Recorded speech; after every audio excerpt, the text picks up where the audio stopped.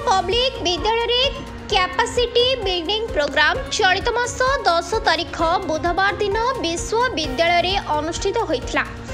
एही प्रोग्राम रे सुंदरगढ़, बारिपदा, बलांगीर, नवरंगपुर, बालेश्वर, भद्रक, कटक, भुवनेश्वर, जाजपुर जिला समेत विभिन्न विद्यालय 60 जन शिक्षक शिक्षिका योगदान रे डीयू पब्लिक विद्यालय रे गोटे विशेष कैपेसिटी बिल्डिंग प्रोग्राम आयोजित होता।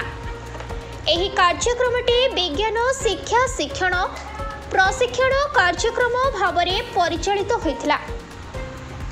2 जन विशेष गवेषक भावे भुवनेश्वर स्थित बक्सी जगबंधु इंग्राजी मीडियम स्कूल उपाध्यक्ष श्रीमती पल्लवी महापात्र, केन्दुझर स्थित गुरुकुल इंग्लिश मीडियम स्कूल अध्यक्ष श्रीजुक्त दिलीप कुमार मिश्र योगदान करथिले।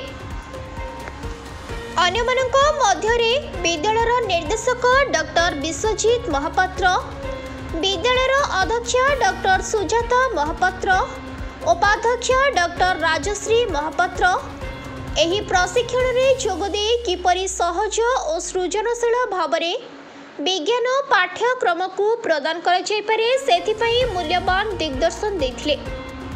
सेमाने विज्ञान पढ़ाइबार नुआ पद्धति, छात्र मानकु आगको बढ़ाइबार कार्यकलाप, शिक्षक मानकर नियमित प्रशिक्षणर आवश्यकता विषय आलोकपात करथिले। एही प्रशिक्षणरू शिक्षक माने दृढ़ विश्वास प्रकाश करिसेंती जे सेमानक शिक्षादान प्रक्रिया रे नूतनत्व और क्षमता वृद्धि हो पारिबो। विद्यालयर शिक्षक शिक्षयित्री मानक सहयोग रे एही कैपेसिटी बिल्डिंग प्रोग्राम टी अति सुंदर भाव में समापन होइथिला।